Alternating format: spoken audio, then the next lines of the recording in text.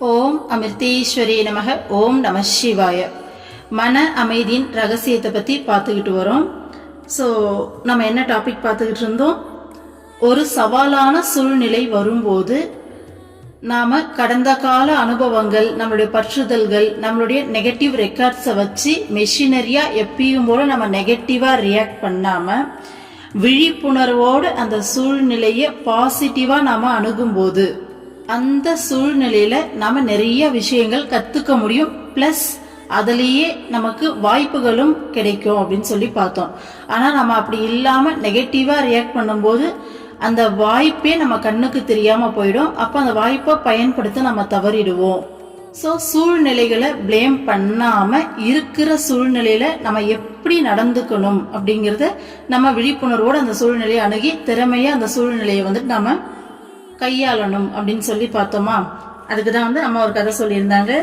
10 வயசு சிறுவன் ஒருத்தன் ஜூடோ விளையாடுறான் அப்படின்னு சொல்லிட்டு சாகச விளையாட்டு விளையாடும் போது ஒரு கையை வந்துட்டு அவன் எழுந்துடுறான். அப்போ அவன் ஜூடோ கத்துக்க போறான். அந்த கதை நேற்று பார்த்தோம் இல்லையா. அவன் தனக்கு இப்படி நடந்ததே அப்படின்னு சொல்லிட்டு விதியை நினைச்சு விதியை நோகல, கடவுளை பிளேம் பண்ணல, தான் வாழ்க்கை இப்படி ஆச்சுன்னு சொல்லி சோர்ந்து போய் உட்கார்ல. அடுத்தது என்ன அப்படின்ற மாதிரி அவன் வந்துட்டு ஜூடோ பயில்றான். அப்போ எந்த கை இல்லாததோ அவனுக்கு நெகட்டிவோ அதே விஷயம் அவனுக்கு பாசிட்டிவா மாறுது. இவன் கத்துக்கிட்ட அந்த பர்டிகுலர் மூமெண்ட்டை ஆப்போசிட்ல இருக்கவங்க ஜெயிக்கணும்னா இவனுடைய இடது கையை பிடிச்சாதான் அவங்களால ஜெயிக்க முடியும். இவனுக்கு இடது கை இல்லாததால அவங்களால என்ன ட்ரை பண்ணா கூட ஜெயிக்க முடியாது அப்படிங்கிற மாதிரி அந்த ட்ரெயினர் அந்த பையன்கிட்ட சொன்னாருன்னு சொல்லி பார்த்தோமா நேத்து.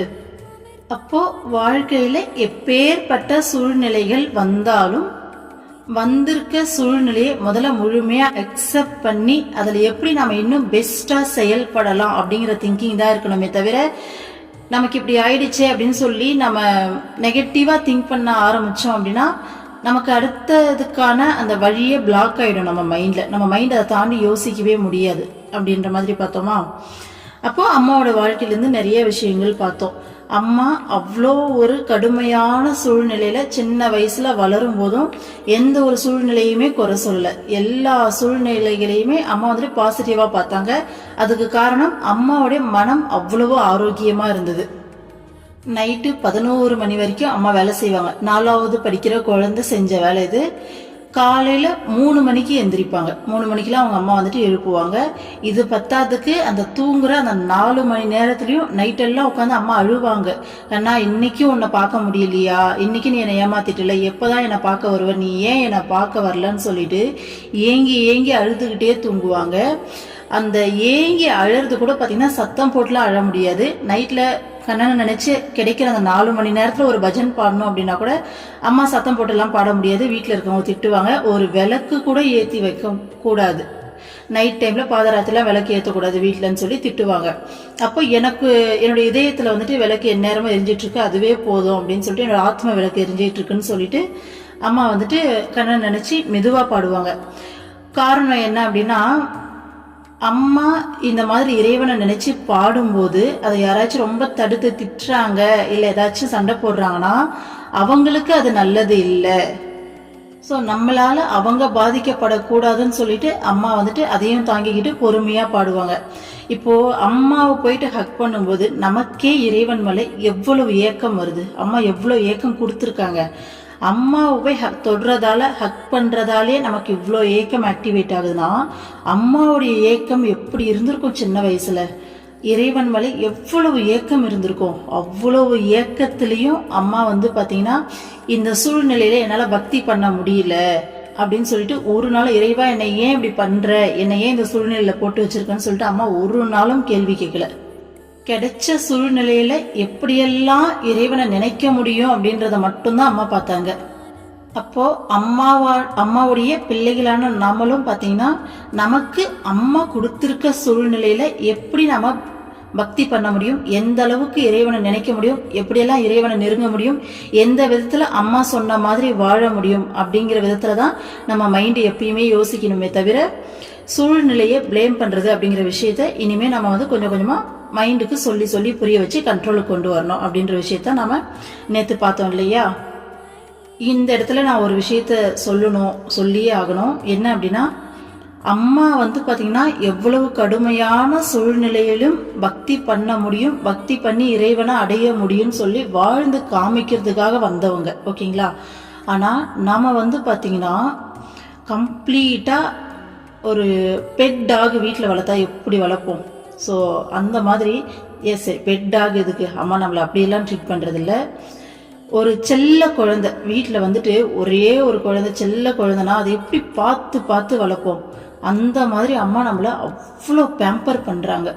இதை நீங்கள் ஆல்ரெடி உணர்ந்திருக்கலாம், ஒரு வேளை இல்லைன்னா அனலைஸ் பண்ணி பாருங்கள். சின்ன சின்ன விஷயத்துலேருந்து காலையில் தூங்கி ஏஞ்சி கிச்சனில் போய் நின்னா கூட வார்த்தை அம்மா, ஒரு உப்பு இல்லைன்னா அம்மா, தண்ணி இல்லைன்னா அம்மா, அம்மா அம்மா அம்மா, கேஸ் தீர்ந்து போச்சா அம்மா, இப்படிதான் நம்ம வாழ்ந்துட்டு இருக்கோம். ஸோ ஒவ்வொரு சின்ன சின்ன விஷயத்துலையும் அம்மா நம்மளை அவ்வளோ பேம்பர் பண்ணுறாங்க. அம்மா தபம் பண்ணுற காலத்தில் அம்மாவை எவ்வளோ டிஸ்டர்ப் பண்ணியிருக்காங்க, எவ்வளோ பண்ணியிருக்காங்க. ஸோ அம்மா அந்த பாவ தரிசனத்தப்ப ஆடும்போது கீழே விஷம் முள்ளெல்லாம் தூவி விட்டுருக்காங்க. ஆனால் அம்மா யாரையும் எதுவுமே பண்ணதில்லை. ஆனால் ஒரு டைம் நான் அதை வந்துட்டு இன்னொரு புக்கில் படித்தேன். ஒரு டைம் ஸ்டார்டிங்கில் ஆசிரமம் கட்டும்போது அந்த அம்மாவுடைய ஊர் ப்ளஸ் சுற்றி இருக்க ஊரில் வந்து நிறைய பகுத்தறிவாளர்கள், இந்த ஏதோ ஒரு நேம் சொல்லியிருந்தாங்களே, கம்யூனிஸ்டோ என்னமோ சொல்லியிருந்தாங்க. ஸோ நாத்திகர்கள், கடவுள் நம்பிக்கை இல்லாதவங்க வந்துட்டு நிறைய பேர் வந்து இருந்தாங்களாமா. ஸோ அப்போ அந்த இடத்துல அந்த ஊர்களுக்கு நடுவில் ஒரு ஆசிரமம் உருவாகுது, அவங்களுக்கு சுத்தமாக பிடிக்கலையாமா. அதை நம்மளே நிறைய படிச்சிருப்போம், நிறைய தடுக்க முயற்சி பண்ணாங்க. அந்த விதத்தில் ஆசிரமம் கட்டும் போதும் அதை தடுக்கிறதுக்காக நிறைய விஷயம் பண்ணியிருக்காங்க. அப்படி பண்ணும்போது ஒரு நாள் குரூப்பாக வந்து கல் எடுத்து அடிச்சிருக்காங்க ஆசிரமத்து மேலே. அப்போ பிரம்மச்சாரிங்க எல்லாம், அம்மா நாங்கள் போய் சண்டை போடட்டுமா, போய் கேட்கட்டுமா, ஏம்மா எங்களை தடுக்கிறீங்க அப்படின்னு சொல்லி அம்மா கிட்ட கேட்டிருக்காங்க. அம்மா வேண்டாம் மகனே, எதுவும் பண்ணாதீங்க அப்படின்ட்டு இருக்காங்க. ஸோ அம்மா வார்த்தையை மீறி அவங்களால எதுவும் செய்ய முடியாது, அதனால அமைதியாகவே இருந்திருக்காங்க. ஆனால் அம்மாவுடைய ஆசிரமத்து மேலே அவ்வளோ கல் எரியும் போதும் அம்மா எதுவுமே செய்யலை. அம்மாவை எவ்வளோ தொந்தரவு பண்ணியிருக்காங்க, அப்பயும் எதுவுமே செய்யலை. ஆனால் அம்மாவுடைய பக்தர் ஒரு பிரம்மச்சாரி அந்த வழியாக தெரியாமல் நடந்து வரும்போது அவர் மேலே அந்த கல் பட்டு அவருக்கு ரொம்ப வலிச்சு அவருக்கு வந்து கொஞ்சம் காயமாகவும் ஆகியிருக்கு. இதை பார்த்த உடனே அம்மாவுக்கு ரொம்பவே மனசு வருத்தமாயிட்டுருக்கு. இது நடந்து ஒரே ஒரு வாரம் தானா, அந்த ஒரு வாரத்துக்குள்ளாரெலாம் யார் ஒருத்தர் எரிஞ்ச கல் அம்மாவுடைய பிரம்மச்சாரியோட தலையில் விழுந்து அடிபட்டதோ அவங்களுடைய வீடு மேலே மின்னல் இடி சொல்லுவோம் இல்லையா, ஸோ மின்னல் தாக்கியிருக்கு. தாக்கும்போது வீடு மொத்தமே வந்து பார்த்திங்கன்னா எரிஞ்சு சாம்பல் ஆயிருக்கு. அப்போ அவர் வேறு வழி இல்லாமல் வேற ஊருக்கு வந்து மாறி போயிருக்காரு. இதை பற்றி அம்மா கிட்ட கேட்கும்போது அம்மா சொல்கிறாங்க, சத்குரு சிஷ்யர்கள் மேலே பேரன்பு கொண்டிருக்காரு, சிஷ்யர்களை காப்பாற்றுறதுக்காக எதுவும் செய்வாங்க. ஸோ அம்மா வந்துட்டு என்னை யாராச்சும் துன்புறுத்தினாங்க அப்படின்னா அம்மா அதை பொருட்படுத்துறதே கிடையாது. ஆனால் என்னோட பக்தர்களுக்கு யாராச்சும் சிறிய தீங்கிழைச்சாலும் அம்மாவால் பொறுத்து கொள்ள முடியாது. அன்னைக்கு பிரம்மச்சாரி மேல கல் விழுந்ததோடைய பலனும் இப்படிதான் விளைஞ்சது. ஆனா இந்த மாதிரி தீங்கிழைக்கிறவங்க கஷ்டப்படணும்னு சொல்லி அம்மா நினைக்கிறது கிடையாது. ஆனா அவங்களுடைய தீவினை பயனை அவங்க முழுமையா அனுபவிக்க நேருதுன்னு அம்மா சொல்றாங்க. ஏன்னா அவங்களுடைய கெட்ட எண்ணங்களும் அந்த கெட்ட அதிர்வுகள் அவங்கள சுத்தி சூக்ஷ்மமா இருக்கிறதால சத்குருவுடைய அருள் அவங்கள போயிட்டு நெருங்க முடியறதில்லை. அதனால அவங்களுடைய தீவினை பயனை முழுமையா அவங்க அனுபவிக்க நேருது அப்படின்னு அம்மா சொல்றாங்க. ஸோ அம்மா என்ன சொல்றேன்னா, அம்மா யாரையும் தண்டிக்கிறது கிடையாது. அம்மாவுக்கு யார் துன்பம் தந்தாலும் அதை பற்றி அம்மா கொஞ்சோண்டு பொருட்படுத்துறதே கிடையாது. ஆனால் பக்தரை வந்துட்டு இந்த மாதிரி கஷ்டப்படுத்தும் போது பகவான் கூட மன்னிக்கிறது கிடையாதுன்னு அம்மா சொல்றாங்க. அப்போ அவங்கவுங்க வினை பயனை அவங்கவுங்களே அனுபவிச்சுதான் ஆகணும், வேற வழி இல்லைன்றாங்க. நான் எதுக்காக இந்த விஷயத்த சொல்ல வந்தேன்னா, அப்போ நமக்கு இதெல்லாம் மனசை பக்குவப்படுத்துறதுக்காக தான் நாம இதெல்லாம் பார்க்குறோம். அப்படி பார்க்கும்போது அப்போ மனசை பக்குவப்படுத்தணும், கஷ்டம் வராமல் இருக்கணும்னா நம்ம எந்த கஷ்டம் வந்தாலும் மைண்டை ஸ்டடியாக வச்சுக்கணும், அவ்வளோதானா அப்படின்னு சொல்லிட்டு நமக்குள்ள ஒரு சின்ன பயமும் வரும் இல்லையா. ஸோ அதுக்காக தான். ஏன்னா அந்த பயம் நமக்கு தேவையில்லை, ஏன்னா நம்ம அம்மா கையில் இருப்போம். நம்ம வாழ்க்கையில ஒரு சின்ன ஒரு முள்ளு கூட அம்மாவுடைய பர்மிஷன் இல்லாமல் நம்மளை குத்தாது. ஸோ ஒரு சின்ன முள்ளே நம்மளை குத்த முடியாது அப்படின்னா ஒரு காற்று கூட அம்மா நினைக்காம நம்மளை தொட முடியாது.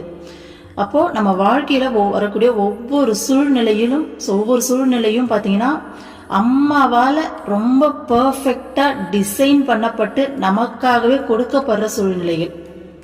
அப்போ அதை பார்த்து நம்ம பயப்படவோ வருந்தவோ இல்லை கஷ்டப்படவோ எதுவுமே தேவையில்லை. ஹாப்பியாக அம்மா இதில் என்ன கற்றுக்கணும்னு நீ எனக்கு இதை கொடுத்துருக்க சொல்லு, வா நான் கற்றுக்கிறேன், லெசன் சொல்லி கொடுமா. ஒரு ஸ்கூலில் போயிட்டு படித்து எக்ஸாம் எழுதுகிற அதே ப்ராசஸ் தான். இதை தாண்டி இங்கே எதுவுமே கிடையாது. சரிம்மா, என் மைண்ட் இந்த விஷயத்த மூலமாக எப்படி பக்குவப்படுத்தணும்னு நீ நினைக்கிறம்மா, ஓகே நான் ரெடியாக இருக்கம்மான்னு சொல்லி நம்ம மாறிக்கிட்டோன்னா அவ்வளோ ஒரு ஹாப்பியான ஜேர்னி இது. ஆக்சுவலாக நம்மளுடைய லைஃப் ஒன்றையும் வெளி உலகத்தில் இருக்க மற்றவங்களுடைய லைஃப் மாதிரி இல்லை இல்லையா, சத்குரு கையில் இருக்கும். நம்ம அம்மா நம்மளை அப்படி பேம்பர் பண்ணுறாங்க, ஒவ்வொரு விஷயத்தையும் பார்த்து பார்த்து பார்த்து செய்கிறாங்க நமக்காக. அப்போ நமக்கு வரக்கூடிய சின்ன சின்ன சூழ்நிலைகள்ல இருந்து பெரிய பெரிய சூழ்நிலைகள் வரைக்கும் எல்லாமே முழுமையாக நமக்காக அம்மா உட்கார்ந்து நமக்காக ஸ்பெஷலாக கிரியேட் பண்ண, நமக்காக டிசைன் பண்ணப்பட்ட சூழ்நிலைகள். அப்போ அது எவ்வளோ ஒரு சூப்பரான வரம் இல்லையா? ஸோ அதை நம்ம முன்னேறதுக்கு நம்ம பயன்படுத்திக்கணும். ஓகேங்களா?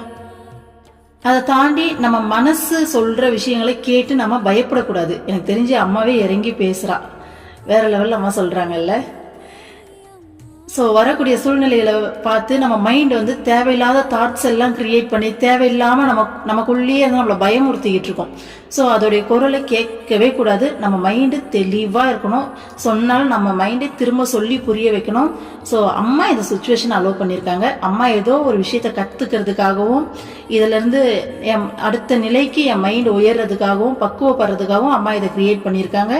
அப்போ நான் இதுலேருந்து என்ன கற்றுக்க போகிறேன் அப்படிங்கிற மைண்ட் செட்டில் மட்டும்தான் இருக்க போகிறேனே தவிர இதுக்கு நான் வருத்தப்படுறதோ பயப்படுறதோ இல்லை என் மைண்டு தேவையில்லாமல் அந்த புலம்புல கேட்கவோ நான் போகிறது இல்லை அப்படின்னு சொல்லிட்டு நம்ம முழுமையாக தெளிவாக இருந்துட்டோம் அப்படின்னா அவ்வளோதான். இதை தாண்டி எதுவுமே கிடையாது. அம்மா கிட்ட அந்த முழுமையான சரணாகதி தானாக வந்துடும். ஒரு விஷயம் கற்றுக்கிறதுக்காக தான் அம்மா நமக்கு இந்த சுச்சுவேஷனே கிரியேட் பண்ணுறாங்கன்னா அம்மாவுக்கு முன்னாடி நம்ம அதுக்கு ரெடியாக இருக்கோம். அம்மா இங்கே என்னம்மா இப்படி பண்ண போறியா, ஸோ இந்த இடத்துல நான் அந்த ஈகோவை விட்டு தரணுமா அப்படின்னு சொல்லி நம்ம முன்னாடியே அதுக்கு ப்ரிப்பேர் ஆகிட்டோம்னா விழுற அடி ரொம்ப கம்மியாக இருக்கும். அம்மாவுக்கும் ரொம்ப ஈஸியாக இருக்கும். நமக்கு தேவை நம்மளுடைய மனம் மாற்றம் தான். அதுக்கு நம்ம ரெடியாக இருக்கும்போது அம்மாவும் நமக்கு உள்ளுக்குள்ளேருந்து அந்த மாற்றங்களை ரொம்ப ஈஸியாக அம்மாவே, ஏன்னா நம்ம என்னதான் ட்ரை பண்ணாவோட அம்மா பிளஸ் பண்ணி அம்மா கொடுத்தாதான் நமக்குள்ள அந்த மாற்றங்கள் வரும். அதையும் அம்மா ஈஸியாக ப்ராசஸ் பண்ணிட்டு போவாங்க. ஓகேங்களா? எனக்கு அந்த வீட்டில் மின்னல் வெட்டின ஸ்டோரியை பார்க்கும்போது அம்மாவுடைய இன்னும் ஒரு ஃபேஸை பார்த்த மாதிரி ஒரு ஃபீல் ஆச்சு. அம்மா யாருமா நீ அப்படின்னு சொல்லிட்டு. ஏன்னா இவ்வளோ நாளாக அம்மா நமக்கிட்ட எப்படி பழகுறாங்க அப்படிங்கிறத மட்டும்தான் நம்ம கேட்டுட்டு வந்திருக்கோம். ஃபஸ்ட் டைம் அம்மா ஏற்கனவே கேட்டிருக்கோம். அம்மாவுடைய அண்ணன் கூட அவங்களுடைய பக்தியை கிண்டல் பண்ணும்போது அம்மா ஒரு வாரம் தான்ற மாதிரி சொல்லியிருக்காங்க அப்படின்ட்டு. பட் அதுக்கு அடுத்த இன்சிடென்ட் நான் இப்போ தான் நார்மலாக அம்மாவுடைய பக்தர்களை இப்படி பண்ணுறவங்கள அம்மா எதுவும் பண்ணல. ஆக்சுவலாக இங்கே அம்மாவே தெளிவாக சொல்லிட்டாங்க. அம்மாவுடைய அருள் அவங்கள நெருங்க முடியல. அவங்களுடைய ஆணவத்தால் அவங்களுடைய கெட்ட எண்ணங்களால் அம்மாவால் காப்பாற்ற முடியாது. ஆனால் அவங்களுடைய தீவினை பயனை முழுமையாக அனுபவிக்கணும்னு சொல்லிட்டு. அப்போது அந்த தீவினை பயன் அப்படிங்கிறது வெளியில் நார்மலாக ஒருத்தவங்கள கல்லெடுத்து அடித்தா கிடைக்கிற அந்த பலன் கிடையாது. அம்மாவுடைய சத்குருவாக இருக்காங்க, அவங்க சிஷ்யர்கள் மேலே ஒருத்தவங்க கை வைக்கிறாங்கன்னா அதோடைய பலன் அப்படிங்கிறது ரொம்ப ஹெவியாக இருக்கும். ஓகேங்களா? ஸோ அதனால தான் இங்கே இந்த அளவுக்கு நடக்குது. அப்போ அம்மாவுடைய இன்னொரு ஃபேஸை பார்த்த மாதிரி இருந்தது. அப்போ நம்ம எவ்வளோ பெரிய பாதுகாப்பில் இருக்கோம் பாருங்கள். அப்போது இவ்வளோ பெரிய பாதுகாப்பில் இருந்துட்டு நம்ம மைண்டு பயப்படுது அலறுது அப்படின்னா அது கண்டிப்பாக மைண்டோட தப்பு தான். அப்போ நம்ம மைண்டுக்கு நம்ம சொல்லி புரிய வைக்கணும். தேவையில்லாமல் பயப்படாத, பதற்றப்படாத, நீ ஜெகன் மாதாவுடைய கண்ட்ரோலில் இருக்க, அவங்களுடைய நிழலில் இருக்க. So be cool. வந்திருக்க சுச்சுவேஷனை எப்படி ஹேண்டில் பண்ணுறதுன்னு பாரு. தேவையில்லாமல் புலம்பி தேவையில்லாமல் டைம் வேஸ்ட் பண்ணாதன்னு சொல்லி நம்ம சொல்லி புரிய வைக்கணும். அப்போது உண்மையான பிரச்சனை நமக்கு வருதுன்னா அம்மா ஒரு செகண்ட் இல்லை, ஃப்ராக்ஷன் ஆஃப் செகண்ட் கூட வெயிட் பண்ண மாட்டாங்க. நம்மளை காப்பாற்றுறதுக்கு உடனே ஸ்டெப் எடுப்பாங்க. அப்படி எடுக்கல, அம்மா வேடிக்கை பார்க்குறாங்க, நம்ம மைண்டு பார்த்தீங்கன்னா ரொம்ப கஷ்டப்பட்டு ஒரே ப்ரெஷரில் இருக்கோன்னா நம்ம மைண்டு தான் காரணம். அது உண்மையான பிரச்சனை இல்லை. அந்த பிரச்சனையை நம்ம மனம் உருவாக்கி வச்சிருக்குன்னு அர்த்தம். அப்போது அம்மா அதை கற்றுக்கிட்டு வெளியில் வான்னு சொல்கிறாங்க. அப்போ நம்ம மைண்டை எப்படி ஹேண்டில் பண்ணுறது அப்படின்றது நம்ம யோசிக்கணும். ஏன் நமக்குள்ளே அமைதியாக உட்காந்து யோசிச்சா நமக்குள்ளே இருந்தே அம்மா முழுமையாக கைட் பண்ணுவாங்க. ஸோ எதனால என் மைண்ட் இப்போ கஷ்டப்பட்டுட்டு இருக்கு, நான் என்ன பண்ணணும், என்ன பண்ணால் சரியாகும், இதுலேருந்து நான் எப்படி வெளியில் வரலான்னு சொல்லிட்டு அம்மா கிட்ட ப்ரே பண்ணிட்டு உட்காந்து யோசிச்சாலே அதுக்கான வழி காமிப்பாங்க. ஸோ நம்ம மைண்டை கண்ட்ரோல் பண்ணிக்கிட்டு அழகாக விழிப்புணர்வோடு நடந்துக்கிட்டோம்னாலே எல்லா சூழ்நிலைகளும் தானாகவே பாசிட்டிவாக மாறும். ஓகேங்களா? ஏன்னா இங்கே 90% பிரச்சனை நம்ம மனம் உருவாக்குற பிரச்சனை தான். 10% தான் உண்மையான பிரச்சனை. அந்த உண்மையான பிரச்சனை வரும்போது ஒரு செகண்ட் கூட அம்மா விட மாட்டாங்க, வந்துருவாங்க. அதை நம்மளே நிறைய அனுபவங்கள்ல பார்த்துருப்போம் இல்லையா? ஸோ அடுத்தது பார்க்கலாம். இன்னைக்கு டாபிக் உள்ள போலாம். ஒரு மனிதர் கடற்கரை மணலில் நடந்து கொண்டிருந்தார். மணலில் ஓரளவு புதைந்து கிடந்த ஒரு பித்தளை விளக்கு அவரது பார்வையில் பட்டது. குனிந்து அதை எடுத்து இப்படியும் அப்படியுமாக திருப்பி பார்த்தார். இது ஏன் ஒரு மாய விளக்காக இருக்கக்கூடாது என்கிற எண்ணம் அவருக்கு தோன்றவே சுற்றும் முற்றும் பார்த்தார். ஒருவரும் இல்லை. உடனே விளக்கை தேய்த்தார். அதிலிருந்து ஒரு பூதம் தோன்றியது.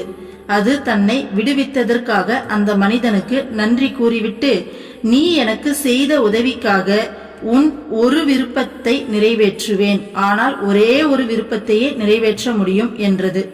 அந்த மனிதர் ஒரு நிமிடம் யோசித்தார். பின், ஹவாய்க்கு உல்லாச பயணம் செல்ல நீண்ட நாட்களாக விரும்புகிறேன். ஆனால் விமானத்தில் பயணம் செய்ய பயமாக இருக்கிறது. கப்பலில் பயணம் செய்தால் உடம்புக்கு ஒத்துக்கொள்ளாது. ஆகவே இங்கிருந்து ஹவாய் வரை பாலம் கட்டித்தா என்றார். சில நிமிடங்கள் சிந்தித்த பூதம், இது சற்று அதிகமாக இருக்கிறது. பாலம் கட்ட தேவையான வேலைகளை நினைத்துப்பார். பாலத்தை தாங்கும் தூண்கள் கடலின் அடிமட்டம் வரை அமைய வேண்டும். அதற்கு எவ்வளவு கான்கிரீட் தேவைப்படும் என்று எண்ணிப்பார். பாலத்தில் மழைநீர் வடிகால் வசதி, விளக்குகள், அடே அப்பா, இது மிக அதிகம். செய்யக்கூடியதாக எதையாவது கேள் என்றது. அந்த மனிதர் சற்றே யோசித்தார். பின்னர், சரி, நானும் என் மனைவியும் ஓயாமல் சண்டை போட்டுக் கொள்கிறோம். நீ அவரது மனதை மாற்றி என்னோடு இணக்கமாக வாழச் செய் என்றார். பூதம் தலையை சுரிந்தது. சிந்தனை செய்து பார்த்தது. முடிவில் மனிதனை பார்த்து, சரி, பாலம் 2 வழி பாதையாக இருக்க வேண்டுமா அல்லது 4 வழி பாதையாக இருக்க வேண்டுமா என்று கேட்டது. இதோட இந்த கதை முடியுது. ஸோ இதுல இருந்து என்ன கருத்து சொல்ல வராங்க அப்படிங்கிறது அடுத்தது. ஓகேங்களா? ஸோ கதை கேட்டீங்க இல்லையா? ஸோ ஒரு பூதத்துக்கிட்ட போயிட்டு, ஹவாய்க்கு போகிறதுக்கு எனக்கு ஃப்ளைட்டில் போக பயமாக இருக்குது, அதனால் என்ன பண்ணு, நீ எனக்கு கடல் வழியாக பாலம் கட்டித்தா அப்படின்றாரு.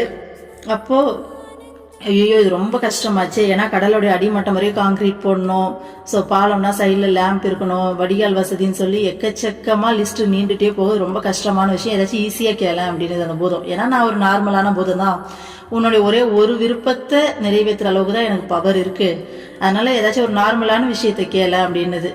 அப்புறம் யோசிச்சுட்டு, சரி ஓகே, என் ஒய்ஃப்க்கு எனக்கு என் நேரமும் சண்டை ஓயாமல் இருக்குது, அதனால் நாங்கள் 2 பேரும் சண்டை போடாமல் ஒற்றுமையாக இருக்கிற மாதிரி என் ஒய்ஃபோட மனசை மாற்றிட்டேன் அப்படின்றாரு.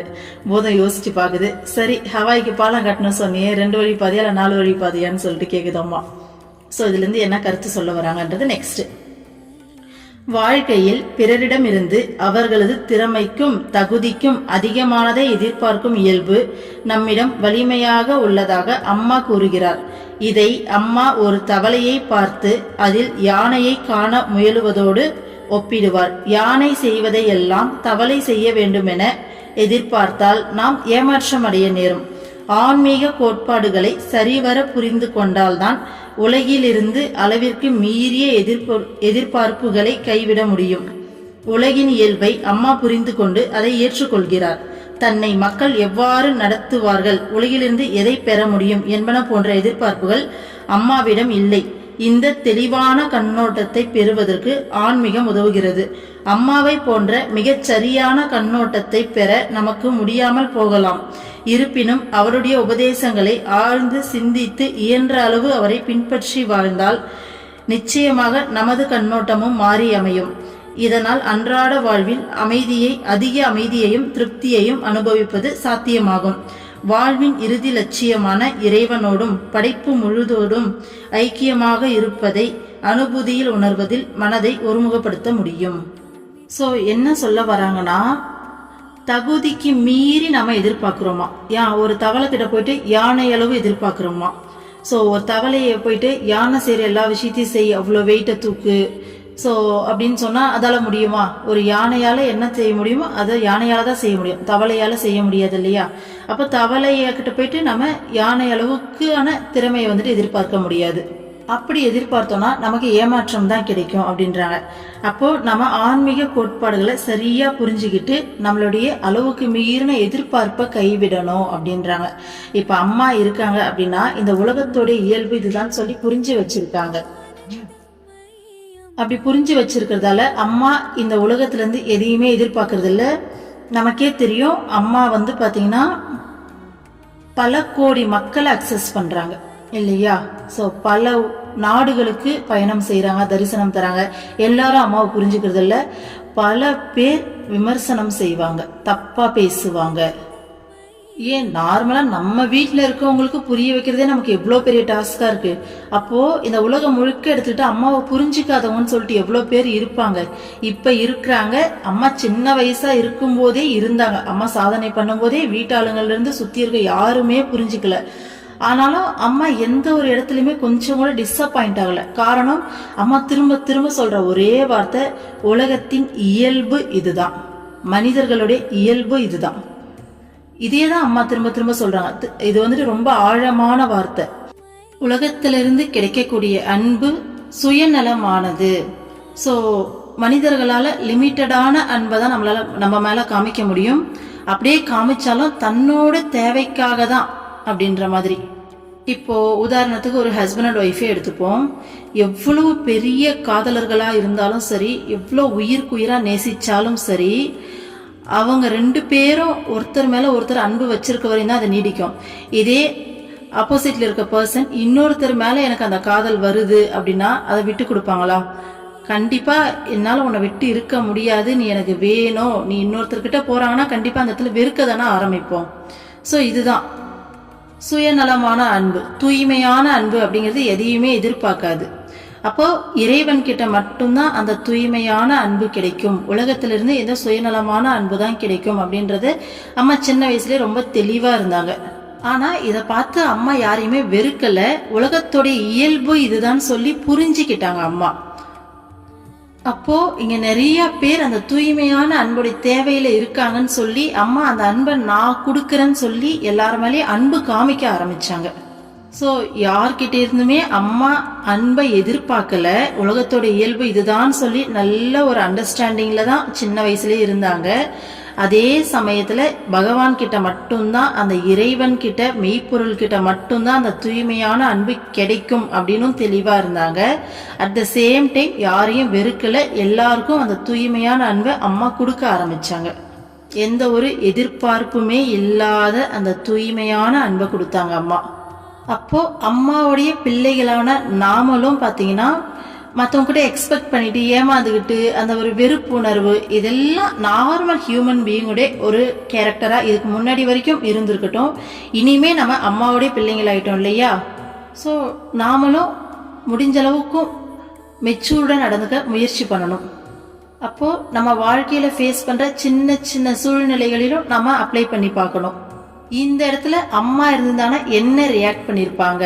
ஸோ அம்மா அளவுக்கு நம்மளால ரியாக்ட் பண்ண முடியலனாலும் பரவாயில்ல, அட்லீஸ்ட் நம்ம மைண்டையாச்சும் ஓரளவுக்கு கண்ட்ரோல் பண்ணி மன போராட்டம் இல்லாம இருக்க வைக்கிறது ஃபர்ஸ்ட் ஸ்டெப். அடுத்தடுத்த ஸ்டெப்ல அம்மா மாதிரியான அன்பை காமிக்கவும் நாம முயற்சி பண்ணணும். அந்த உலகத்தோட இயல்பை நம்ம புரிஞ்சுக்கிட்டோம், நம்ம சுத்தி இருக்கவங்களுடைய அந்த இயல்பை புரிஞ்சுக்கிட்டோம்னா நாமளும் பாத்தீங்கன்னா எதையுமே பெருசா எக்ஸ்பெக்ட் பண்ணவே மாட்டோம், ஏமாறவும் மாட்டோம். எக்ஸ்பெக்ட் பண்ணி ஏமாந்த உடனே வரக்கூடிய அந்த மன வெறுப்பு, மனக்கசப்பு, மன கஷ்டம் எல்லாமே எதுவுமே இருக்காது இல்லையா? ஏன்னா நம்ம ஒரு பர்சன் கிட்ட ஒரு விஷயத்தை எக்ஸ்பெக்ட் பண்றோம், அவங்க அதை நிறைவேற்றாதப்ப நம்ம அவங்க டிசப்பாயிண்ட் ஆகுறோங்க, ஏமாறுறோம். ஏமாந்த பிறகு அவங்க மேல தேவையில்லாத ஒரு வெறுப்பு வருது, ஒரு ரெக்கார்ட் கிரியேட் ஆகுது. அடுத்தடுத்து அவங்கள பார்க்கும் போதெல்லாம் அந்த வெறுப்பை சுமந்துகிட்டே பாக்குறோம். ஸோ இது வந்துட்டு பாத்தீங்கன்னா ஒரு செயின் மாதிரி போயிட்டே இருக்கு இல்லையா? அப்போ உலகத்தோட இயல்பு இதுதான் அப்படிங்கிற அந்த ஒரு சென்டென்ஸை புரிஞ்சுக்கிட்டா நம்ம இந்த உலகத்துல எந்த ஒரு விஷயத்துக்காகவுமே வருத்தப்பட மாட்டோம். உதாரணத்துக்கு சொல்லலாம், லைஃப்ல ஒரு சில கேரக்டர்லாம் நம்ம கிராஸ் பண்ணிருப்போம். நாம எத்தனை தடவை நல்ல விஷயங்களே செஞ்சாலும் பாத்தீங்கன்னா அகைன் அவங்க நமக்கு திருப்பி செய்யற விஷயம் அப்படிங்கிறது ஒரு கொஞ்சம் கூட நம்ம செஞ்சதுக்கு ஒரு ரெஸ்பான்ஸே இல்லாத மாதிரி நமக்கு ஃபீல் ஆகும். நமக்கு எப்பயுமே அவங்க அந்த கெடுதலான விஷயங்களையே யோசிக்கிற மாதிரி, அந்த மாதிரியான தவறான ஒரு ரியாக்ஷன் தான் நமக்கு கொடுக்குற மாதிரி நமக்கு ஃபீல் ஆகும். நம்ம திரும்ப திரும்ப எத்தனை டைம், எப்படி தெரியுமா, நீ எத்தனை டைம் பூவை தூக்கி அவங்க மேலே எரிஞ்சாலும் சரி, அவங்க திரும்ப அவங்க மேலே கல்லை தான் தூக்கி எறிவாங்க அப்படிங்கிற மாதிரியான கூட ஒரு சில டைம்ல சுச்சுவேஷன் நம்ம ஃபேஸ் பண்ணியிருப்போம். அப்போ இந்த மாதிரியான சூழ்நிலைகள்லாம் நம்ம ஃபேஸ் பண்ணும்போது நமக்கு ரொம்ப கஷ்டமா இருக்கும். ஒரு மாதிரி வெறுப்பாகும், இரிட்டேட் ஆகும், அவங்க மேல தேவையில்லாம வெறுப்புணர்வு கிரியேட் ஆகும். அப்போ அவங்க இதனால எந்த விதத்திலையும் பாதிக்கப்பட மாட்டாங்க. ஆனா நம்ம மனசு இங்கேயோ அப்படியே போராடிக்கிட்டு இருக்கோம். நம்ம இவ்வளோ செய்யறோமே, ஆனாலும் அவங்க இப்படிதானே செய்யறாங்கன்னு சொல்லிட்டு இது பின்னாடி ஒரு 100 எண்ணங்களை கொண்டு வரும். அப்ப இனிமே இப்படி செய்யக்கூடாதுன்னு நினைப்போம். ஆனா திரும்ப செய்ய வேண்டிய சுச்சுவேஷன் வரும். செய்யும் போது திரும்ப பார்த்தீங்கன்னா நம்ம ஏன் செய்யணும், அப்படி நம்மள இப்படி பண்ணாங்களே அப்படி பண்ணாங்களேன்னு சொல்லிட்டு 1008 கேள்வி நம்ம மைண்ட் நம்மளை கேட்கும். அப்போ நம்ம ஸ்பிரிச்சுவல்ல இருக்கோம் அப்படின்றதால இது ரொம்ப ஈஸியா நமக்கு முடிஞ்சு போயிடுது. எப்படி, அம்மா இங்க இருக்க யாருக்கும் எனக்கும் எந்த சம்பந்தமும் கிடையாது, எல்லாம் உன்னோட குழந்தைங்க, ஓகேவா? இவங்களுக்கு ஒரு விஷயத்த செய்ய சொல்றியா, ஓகே நீ சொல்ற, அதனால நான் செய்யறேன். இதை நான் செய்யல, என் வழியா அவங்க குழந்தைக்கு நீ செய்யற, முடிஞ்சு போச்சா? அடுத்து அவங்க கிட்ட இருந்து ஒரு விஷயம் உங்களுக்கு கிடைக்குதுன்னா அவங்க வழியா நீ எனக்கு செய்யற, ஓகேவா? அது நல்லதா இருந்தா ஓகே, அவங்க வழியா நீ என்ன பேம்பர் பண்ற. இல்ல ஒரு கஷ்டம் கொடுக்குற மாதிரியான ஒரு சூழ்நிலை வருதா, அதை எப்படி ஹேண்டில் பண்ணணும்னு எனக்கு இங்க சொல்லி கொடுக்குற, அவ்வளவுதான், ஓகேவா? ஸோ இப்பதான் பார்த்தோம்ல, ஏன்னா நம்ம மைண்ட் பயப்படும். அப்போ இப்பதான் நம்ம ஒரு எக்ஸாம்பிள் பார்த்தோம். அம்மாவை மீறி நம்மள யாராலும் எதுவும் செய்ய முடியாது. அப்போ லைஃப்ல இறைவனை மையப்படுத்தி நம்ம அம்மாவை மையப்படுத்தி வாழும்போது எப்படியாப்பட்ட சூழ்நிலை வந்தாலும் நம்ம மைண்டு ஃபுல் ஸ்டேபிளா இருக்க முடியும். ஸோ நம்ம செய்ய வேண்டியது முழுக்க முழுக்க நம்மளுடைய கவனத்தை அம்மா மேல வைக்கணும், ஓகேங்களா? ஸோ அம்மா மேல வைக்கும்போது அம்மாவும் அங்கே இறங்கி நமக்கு செஞ்சு தருவாங்க எல்லா விஷயங்களையும். அதை விட்டுட்டு நம்ம வெளில இருக்கவங்க மேலே அவங்க ஏன் இப்படி செய்யறாங்க, அவங்க ஏன் இப்படி பண்றாங்க அப்படின்னு சொல்லிட்டு நம்ம மைண்டு தேவையில்லாம புலம்புறதை கேட்டு அது பின்னாடி போயிட்டு இருந்தோம்னா எதுக்குமே பிரயோஜனம் இல்லை. அம்மா விட்டுட்டு நீட்டா வேடிக்கை பார்த்துட்டு இருப்பா, நீ எவ்வளவு தூரம் புலம்புற, எவ்வளவு தூரம் போயிட்டு வரையோ போயிட்டு வா அப்படின்னு சொல்லிட்டு. தேவையா நமக்கு இது? அப்போ நம்ம மைண்டு இந்த மாதிரி வெளி உலக சூழ்நிலைகளுக்கு போகும்போதெல்லாம் பார்த்தீங்கன்னா ஃபுல்லா அம்மா மேல ஃபோக்கஸ் பண்ண ஆரம்பிச்சிருங்க. ஏன்னா ஒரு விஷயத்த நாம செய்யறோம் அப்படின்னு சொல்லி அந்த எண்ணம் வந்தாதான், நான் உனக்கு இதை செஞ்சேனே, நீ எனக்கு திருப்பி என்ன செய்யற அப்படிங்கிற எண்ணம் வரும். அப்போ நான் செஞ்சேன் அப்படிங்கிற எண்ணமே அங்க தப்பாகுதா? அப்போ அந்த பேஸையே மாத்துங்க. நான் செய்யவே இல்லை, என் வழியா அம்மா செய்யறா, எங்க எல்லாமே அம்மாவோட குழந்தைங்க, அம்மா செய்யறா, அவங்க வழியா எது செஞ்சாலும் அவங்க வழியா அம்மா நமக்கு செய்யறாங்க, அவ்வளவுதான். அப்போ தகுதியானவங்க கிட்ட இப்ப தவளை கிட்ட யானை அளவுக்கு எதிர்பார்க்க கூடாதுன்னு சொன்னாங்க இல்லையா? சோ நான் என்ன சொல்றேன்னா, நாம அம்மா கிட்ட இருக்கிறதால நமக்கு செய்யறதுக்கு எல்லாமே அம்மா இருக்கா, நம்ம யார்கிட்டயுமே எதையுமே எதிர்பார்க்க வேண்டிய அவசியமே இல்லை. ஸோ எல்லாமே அம்மாவா, எல்லாமே இறைமயமா பார்க்க ஆரம்பிச்சிட்டோம்னா உண்மையாலுமே இறைவன் இறங்கி அங்க செய்வாங்க. நமக்கு தேவையான எல்லாத்தையும் எல்லார் வழியாவும் அக்சஸ் பண்ணி செய்ய ஆரம்பிப்பாங்க. ஸோ தகுதிக்கு மீறி அவங்களுக்கு என்ன தகுதி அதெல்லாம் நம்ம ஆராய்ச்சி பண்ண வேண்டிய அவசியமே கிடையாது. நாம என்ன சொல்றது, எல்லாமே நீதாமா, இங்க எல்லார் வழியாவும் நீதான் எனக்கு செய்யற, நீதான் பேசுற, நீதான் என்னை பக்குவப்படுத்துற, நீதான் எல்லாமே பண்ற அப்படிங்கிற மனநிலைக்கு வந்துட்டோம்னா நமக்கு இது எல்லாமே ரொம்பவே ஈஸியா இருக்கும். ஸோ நம்மகிட்ட ஒரு பர்சன் பேசுறாங்கன்னா செலக்டட் பீப்புள், அம்மா தான் அவங்களை அனுப்புறாங்க. ஸோ நம்ம ஏற்கனவே சொன்ன மாதிரி எல்லா சூழ்நிலைகளையும் பாசிட்டிவா பார்த்து விழிப்புணர்வோடு அதை எப்படி நாம ஹேண்டில் பண்ணணும் அப்படிங்கிற திறமையை நாம கத்துப்போம். சின்ன சின்ன விஷயங்கள்லேருந்து பெரிய பெரிய விஷயங்கள் வரைக்கும் இந்த திறமையை தான் நம்ம கத்துக்கிட்டு மனசை பக்குவப்படுத்திக்கிட்டு மனசை வலிமையாக்கிக்கிட்டே வருவாங்க அம்மா. நம்மளும் பார்த்தா கூடவே டிராவல் பண்ணிட்டு வரணும். இப்படி வரும்போது கடைசியா என்ன நடக்கும் அப்படின்னு சொல்லிட்டு சொல்றாங்க. ஸோ டெய்லி லைஃப்ல நாம அமைதியும் திருப்தியும் அனுபவிப்போமா. அப்படி அனுபவிக்கும் போது ஸோ இறைவனோடும் படைப்பு முழுவதோடும் ஐக்கியமா இருக்கிற அந்த அனுபூதியை உணர்றதுல நம்மளோட மனசை ஒருமுகப்படுத்த முடியும் அப்படின்னு சொல்றாங்க. ஸோ இதோட முதலாவது அத்தியாயம் முடியுது. நாளைக்கு 2வது அத்தியாயம் பார்க்கலாம், ஓகேங்களா? ஓம் அமிர்தேஸ்வரி நமக. ஓம் நம சிவாய. சர்வம் கிருஷ்ணார்ப்பணம்.